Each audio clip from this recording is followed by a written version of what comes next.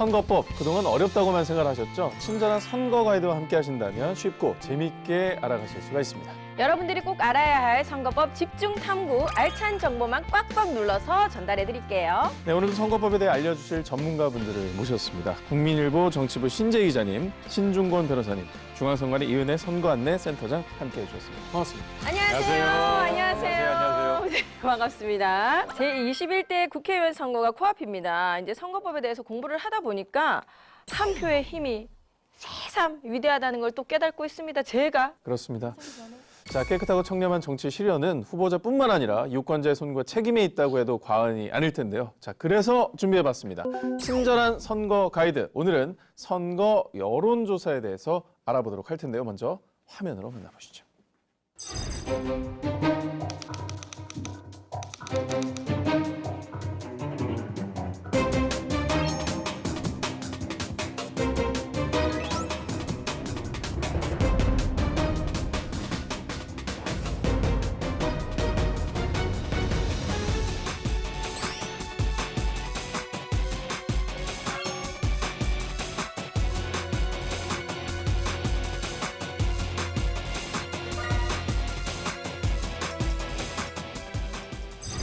자, 여러 리서치 센터에서 각 후보자들에 대한 지지도나 정당 선호도 등에 관한 조사를 실시하고 있는데요. 자, 이러한 여론조사는 각종 언론과 뉴스에 매일 보도되면서 유권자들에게 아주 큰 영향을 미치고 있습니다. 네, 선거에서 정당이랑 후보자는 여론조사 결과를 왜곡하면서 이제 자신한테 유리한 여론을 형성하고자 하는 유혹에 항상 노출돼 있는데요. 하지만 선거에서 시민들의 여론이 잘못 조사되거나 아니면 왜곡돼서 공표되면 그에 따른 정치 사회적 피해는 클 수밖에 없습니다. 이 선거 때마다 여론조사를 둘러싼 논쟁이 끊임없이 제기가 되고 있잖아요. 근데 유권자 한 사람으로서 어떤 여론조사가 믿을 만한지 그리고 합법적인 절차를 걸친 여론조사인지 이게 늘 궁금하거든요. 네, 선거에 관한 이제 여론조사의 객관성과 신뢰성을 확보를 하기 위해서 중앙과 시도선거관리위원회 산하에 선거 여론조사 심의위원회를 두고 있습니다. 공직선거법에서는 선거 여론조사를 실시할 때 지켜야 할 사항, 그리고 조사 결과를 공표 또는 보도할 때 함께 공표하여야 할 사항 등 이제 선거 여론조사와 관련된 규정을 두고 있습니다. 또한 최근 법 개정을 통해서 공표 또는 보도 목적의 선거 여론조사 기관의 사전 등록제를 이제 도입을 하였고요.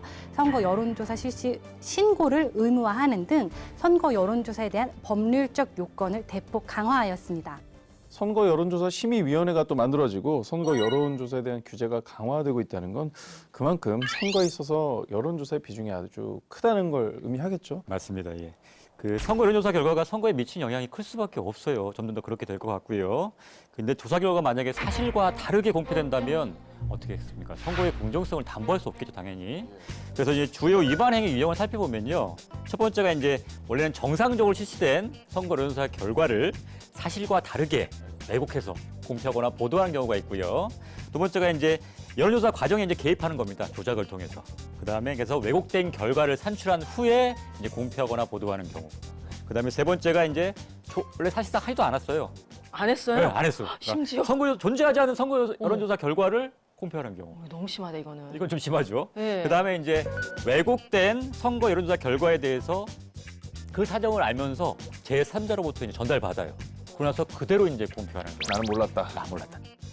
그다음에 마지막으로 이제 언론사들과 유착해가지고 여론조사 실시하고, 그다음에 전화 착신이나 거짓 응답을 하고, 후보자 측에서 제공한 비밀을 그대로 이제 사용하는 이런 위법 사례가 이제 발생하기도 하였습니다. 근데 그럼 어떤 여론조사를 선거 여론조사라고 하는 건가요? 정당 또는 후보자에 대한 지지도, 인지도, 선호도에 대한 여론조사 및 당선인을 예상하게 하는 여론조사는 선거 여론조사라고 할 수가 있습니다. 또한 정당의 당내 경선이나 정당 간 이 후보자 단일화를 위한 여론조사, 정당 후보자가 제시한 선거 공약, 정책에 대한 지지 반대 등에 대한 여론조사, 정당의 명칭이나 후보자의 성명을 나타내어 실시하는 선거 공약, 정책 개발을 위한 여론조사는 모두 선거 여론조사에 해당이 됩니다. 자, 그럼 네. 이제 선거 여론조사에 대해서 알아봤는데 선거 여론조사로 생각하기 쉽지만 아닌 거. 아닌 선거 여론조사. 여론조사가 비교해서 보시면 될 것 같은데요. 첫 번째가 이제 당내에서 이제 당직자를 선출하기 위한 여론조사. 누구 당직자 중에서 누가 더 이제 우호하느냐 이걸 따져보겠죠. 그다음에 이제 정당의 명칭이나 후보자의 이름을 나타내지 않고 하는 그다음에 선거 공약이나 정책 개발을 위한 여론조사들이 있어요. 아까는 말씀하신 거는 정당의 명칭이나 후보자 이름을 내세우고 했잖아요. 그걸 내세우지 않고 하는 경우. 그다음에 이제 국회의원 및 지방의회 선거가 있잖아요. 그 예비 후보자 등록 신청 개시일 이전에, 그 개시일 이전이 중요해요. 개시일 이전에 의정 활동과 관련해서 실시하는 여론조사. 의정 활동을 차원에서. 그러니까 선거를 위해서가 아니라 의정 활동. 내가 이런 법을 만들고자 하는데 이렇게 이렇게 생각하느냐, 어떻게 이렇게 생각하느냐. 여론조사할 수 있겠죠. 그다음에 이제 순수한 학술 연구 목적으로 실시하는 여론조사. 그다음에 마지막으로 이제 단체 등이 의사 결정을 하기 위해서 이 구성원들만을 대상으로 실시하는 여론조사. 그러니까 일반 유권자가 아니라 그 구성원들만을 대상으로 하는 여론조사. 이것들은 다 선거 여론조사에 해당하지 않습니다. 이제 이런 거를 감안해서 선거 여론조사를 봐야 된다라고 이 정보를 알려드리는 건데, 자, 저희는 선거 여론조사 결과만을 받아들고 생각을 하게 되지만 선거 여론조사, 이 선거 여론조사는 과정도 굉장히 중요할 것 같아요. 그 과정에 대해서도 자세하게 알려주시기 바랍니다. 누구든지 선거 여론조사를 하기 위해서는 사전에 선거 여론조사 심의위원회에 신고를 하여야 합니다. 그리고 또한 그 여론조사가 공표 또는 보도의 목적이라고 한다면 사전에 등록된 선거 여론조사 기관에서 실시를 하여야 합니다. 그리고 여론조사 결과가 나오면 공표하기 전에 여론조사 심의위원회 홈페이지에 그 결과를 등록을 하고요. 최종 공표 보도를 하여야 합니다. 네, 말씀하신 대로 선거 여론조사를 하기 전에는 신고를 일단 해야 되고요. 공표와 보도 목적의 선거 여론조사는 사전에 등록된 여론조사 기관에서 해야 된다는 거 명심해야 될 것 같습니다. 자, 조사 결과는 또 네. 공표 전에 이걸 등록을 해야 된다는 점도 잘 기억을 해두시기 바랍니다.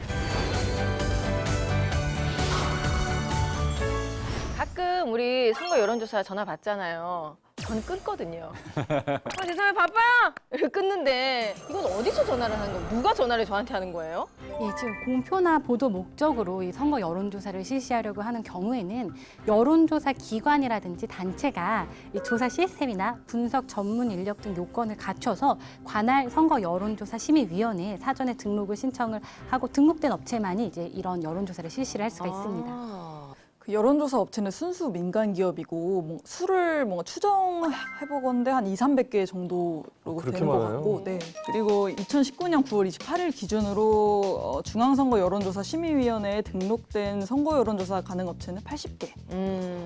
자, 숫자는 그런 정도인데 만약에 이제 거짓이나 부정한 방법으로 등록을 했거나 등록 요건을 갖추지 못했다라면은 어떻게 되는지도 당연히 궁금합니다. 제재를 가야 되는데 그 제재가 바로 이제 등록이 취소되는 경우입니다. 그래서 특히 선거 여론조사와 관련된 범죄로 징역형이나 또는 벌금 100만 원 이상 선고받게 되면 당연히 등록이 취소된 것과 함께 1년 동안은 재등록이 안 돼요. 그러니까 제한이 돼 있고요. 그래서 선거 여론조사는 선거 여론조사 심의위원회의 엄격한 통제를 받고 있는데요. 규정을 위반했을 경우에는 조사 건당 최소 1,000만 원에서부터 3,000만 원, 그다음에 최대 억대 벌금을 받고 등록이 취소된 업체도 있습니다.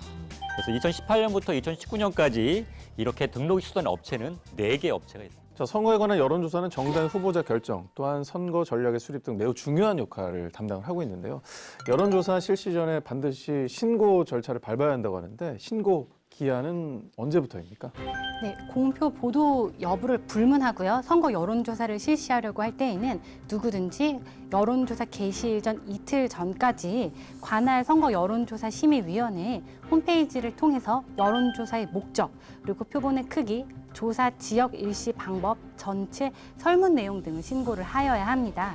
이를 위반할 때에는 1,000만 원 이하의 과태료가 부과됩니다. 그 내용도 다 보고를 해야 되네요. 네, 그렇습니다. 그리고 이 여론조사 실시 신고에 대한 책임의 귀속 주체는 결국 이 선거 여론조사를 실시하려고 하는 자에게 있습니다. 이 조사 기관에 의뢰했다고 하더라도, 그리고 또 공표하지 않을 목적으로 실시하였다고 하더라도 이 신고 의무가 있음을 유념해 주시기 바랍니다. 나만 아는 사실이라 할지라도 여론조사 실시 전에 무조건 알려야 되는군요. 네, 여론조사 심의 그 여론조사 이제 실시 과정에서 유도를 한다든지 이제 좀 이렇게 맞아요. 홍보를 한다든지 살짝 질문 안에 끼워 넣는 경우. 네, 그런 것들이 좀 있을 수가 있기 때문에 네. 이제 사전에 신고를 하셔야 합니다. 네, 그럼 누구나 다 신고를 해야 하는 의무가 있는 건가요? 신고 대상은 누구든지지만 제외 대상도 있습니다. 제외 대상? 제3자로부터 여론조사를 의뢰받은 여론조사 기관과 단체, 창당준비위원회랑 정책연구소를 포함한 정당, 그리고 방송사업자, 뉴스통신사업자, 그리고 전국이나 시도를 보급지역으로 하는 신문사업자랑 정기간행물 사업자, 그리고 아까 말한 그런 사업자들이 관리 운영하는 인터넷 언론사, 그리고 전년도 말 기준으로 직전 3개월간의 일일 평균 이용자 수가 10만 명 이상인 인터넷 언론사는 여기서 제외됩니다. 어느 정도 이제 공정성을 좀 믿어준다라는 의미로 좀 제외를 한 것 같은데요.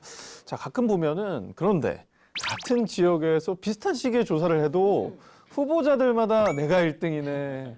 아니면 이 사람은 내가 1등이네 이런 얘기를 하는 경우가 많아요. 이런 조사 결과 차이는 어디에서 오는 걸까요? 내용 측면에서 처음부터 이제 각자 자기에게 유리한 결과가 나오도록 할 목적으로 객관적이지 않게 질문하는 경우가 있을 수 있고요. 그리고 대상 측면에서는 대표성이 없게 표본을 추출할 가능성을 의심할 수가 있습니다. 그리고 공직선거법에서는 여론조사 시 준수 사항을 기재를 하고 있는데요. 피조사자에게 질문하기 전에 여론조사 기관 단체의 명칭과 그리고 전화번호를 밝혀야 하고요. 그리고 당의 조사 대상의 전 계층을 대표할 수 있도록 피조사자를 선정하여야 합니다. 이 세상에는 세 가지 종류의 거짓말이 있다고 합니다. 그럴듯한 거짓말, 새빨간 거짓말, 그리고 나머지 한 개는 통계. 표본 추출 자체를 지적하는 목소리도 끊이질 않아요. 네, 맞습니다. 그 여론조사 기관들은 이걸 다 뭐 자기네들은 영업 비밀이라고 해가지고 자꾸 이렇게 쉬쉬하잖아요. 방법에 대해서.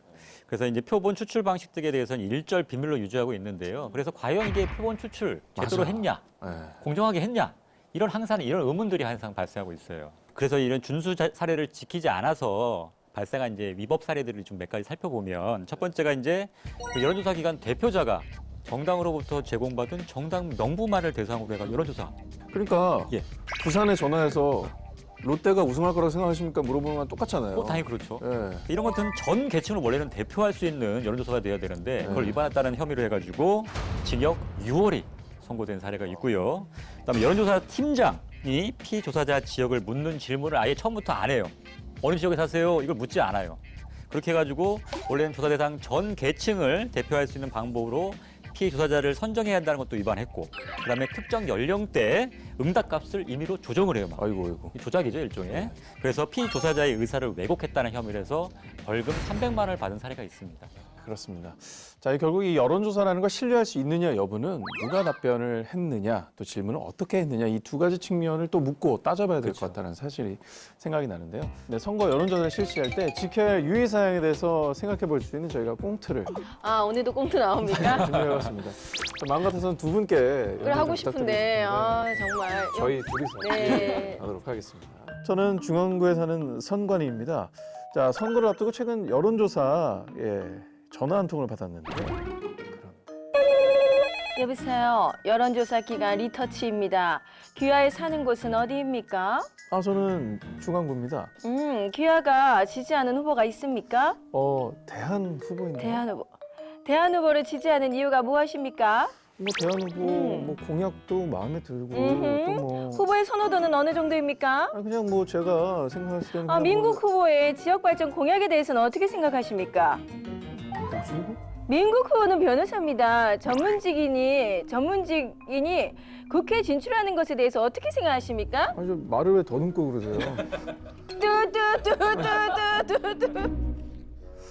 전화를 끊고 보니까 자꾸 제가 지지하는 후보보다 상대 후보에 대한 얘기를 일방적으로 많이 하는 그런 느낌, 쎄한 기분이 드는데 이 여론조사 정말로 믿어도 되는 걸까요? 이게 단순하게 어떻게 보면 유권자의 개인적인 의견을 물어본 거잖아요. 이것도 선거법 위반이에요? 네, 왜요? 여론조사 할 때는 특정 정당이나 후보자한테 편향된 어휘나 문장을 사용하면 안 되는데 일단 문장의 어미나 뭐 관용적인 표현, 그리고 수사랑 조사원의 그런 말 속도까지도 여론조사 결과에 영향을 미칠 수 있어요. 그래서 이런 조건들 뭐 이런 게 다 금지돼 있고 편향된 응답을 유도할 수 있도록 질문 순서를 정한다거나 아니면 응답 항목을 구성해서도 안 되고요. 근데 조사원은 아까 하셨듯이 설문사항에 민국 후보의 이름을 대한 후보자보다 많이 나오게 해서 민국 후보자에 대한 인지도를 높였고 민국 후보자가 변호사라는 점을 언급을 하시면서 전문 직능인이 국회에 진출하는 것에 대해 어떻게 생각하냐고 물어보셨잖아요. 그래서 결과적으로는 민국 후보의 장점을 부각시키는 설문조사를 한 거고 이거는 선거법에 위반됩니다. 이게요. 자, 이렇게 편파적인 문장을 사용하고 어휘를 사용하는 것은 법률에도 위반이 되는 사실을 알게 됐는데요. 또 어떠한 것들이 편파적인 설문으로 지적을 받을 수 있을까요? 네, 주관적인 판단이나 편견이 개입된 어휘나 표현, 특정 정당 또는 후보자에게 대하여 긍정적이거나 부정적인 이미지를 유발할 수 있는 내용, 선거 운동을 목적으로 특정 정당 또는 후보자의 정책, 정견, 경력 등을 홍보하는 내용, 그리고 특정 정당 또는 후보자에 대해서 비방하는 내용이라든지 아니면 그에 대해서 허위 사실을 포함하는 것 또한 이렇게 편향된 내용이라고 할 수 있습니다. 근데 이 여론조사 전화 받을 때마다 혹시나 내 이름 노출될까 봐. 어머 저 정경민인데 어디 살고 다 얘기를 해버리면 나도 모르게 나의 정치적 성향을 여론조사에서 공개적으로 드러내는 거에 대한 공포가 있을 수 이게 있잖아요. 무서울 것 같거든요. 그래서 사실은 안 하시는 분들도 꽤 있어요. 그러면 이거 노출하지 않고 할 수 있는 방법도 있나요? 예, 있습니다. 이제 공직선거법에서는 피조사자의 성명이나 그 성명을 유추할 수 있는 내용을 공개하는 행위는 금지되어 있습니다.